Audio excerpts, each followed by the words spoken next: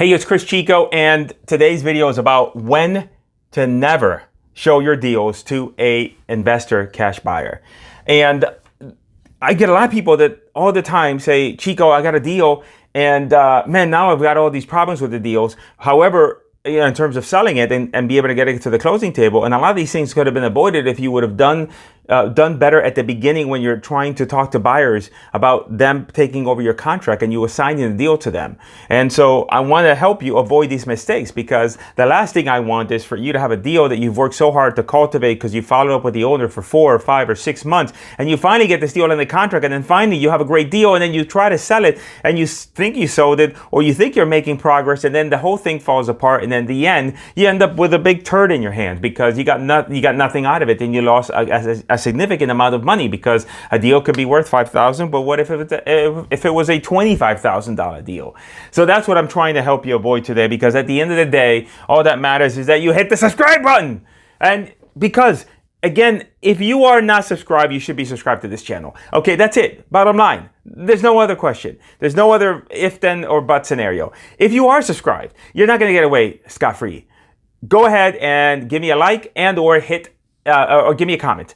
You can go crazy and hit the notification bell. Now that means that every time I publish a video, you're going to get notified right away. I think that's a good thing. But listen, we're taking it easy, okay? I'm not asking you for such a strong commitment just yet. Unless you're ready for it, then we're willing to go all the way through. So I'm looking at my notes here. Now, here's the thing that I don't think that you should do, okay? The first, when not to show your property to the buyer is when you don't have a contract to begin with. Look, if you're going to don't have a contract.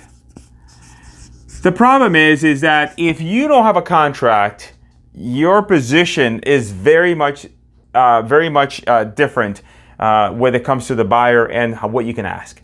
So the only way you would do this is that if you feel, people do this because you feel unsure about, hey, am I making the right choice? I spoke with this buyer, he likes this area. Let me talk to the buyer and let me get an idea of what they would pay for the property. And then they're gonna take a look at it and be like, oh, I would pay this. And then now you get into a negotiation about, okay, well, let me see if I can get it for this from the owner. But you're never gonna make any sort of significant money or have some really good assignments if you're doing this.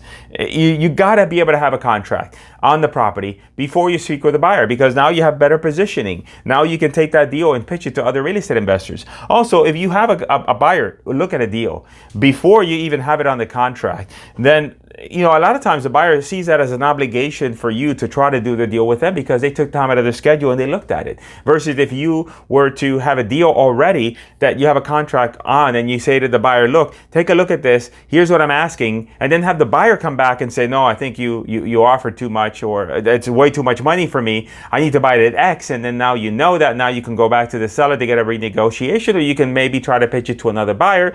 But bottom line is, the only reason why you are having a buyer look at a deal before you have it on the contract is because you're afraid that you're going to make a mistake. It's a security blanket. So I would say that you do not do that. That's number one.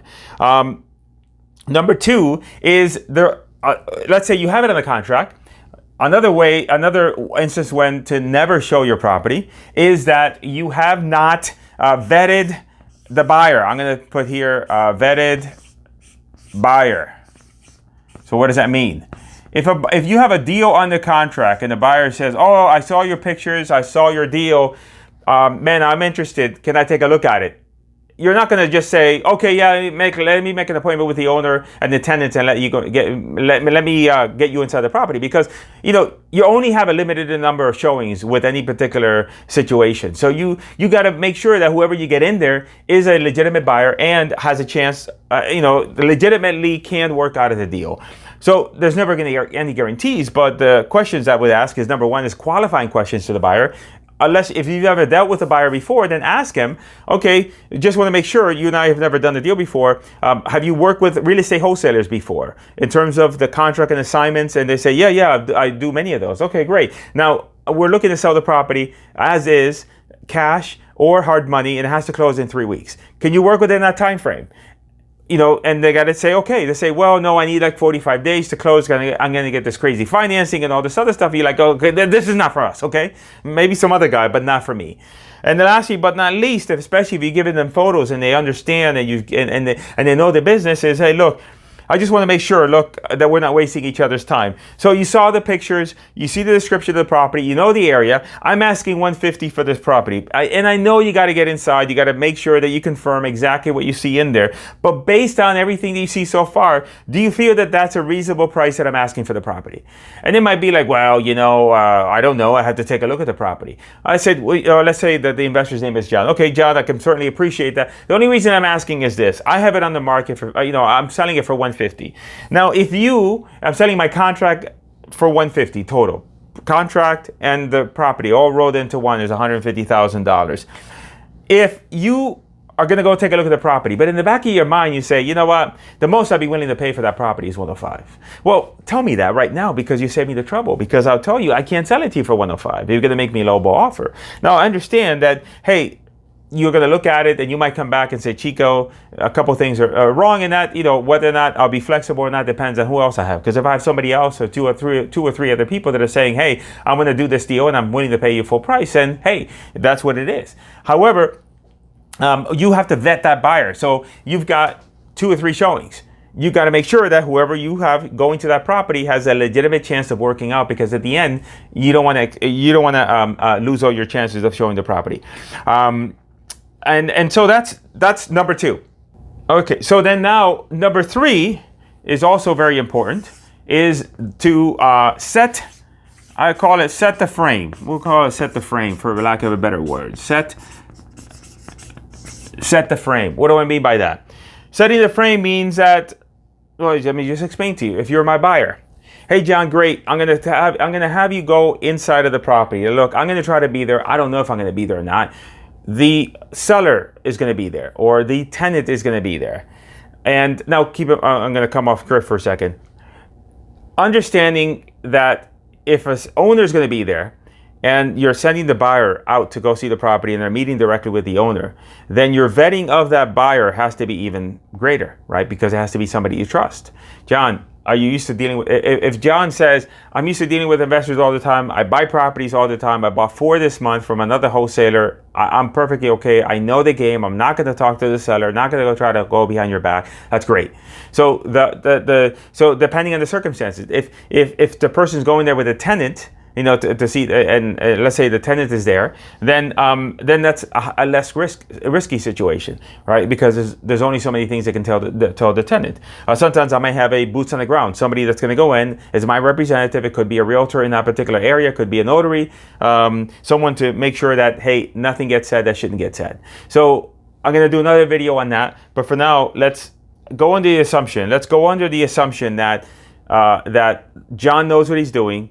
He's bought properties before. He knows the game, and he understands your value that you bring to the marketplace. So he's not going to try to screw you because he wants to be able to get more deals from you.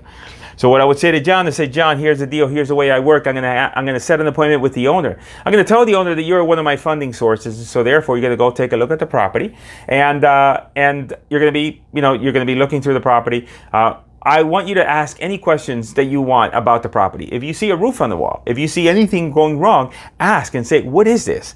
Is this something wrong here? What's the situation with the property, etc.? But don't get into a conversation about price. That's the one thing I would ask you. Do not ask about price. You and I discuss price. You know the deal. You know how this business works.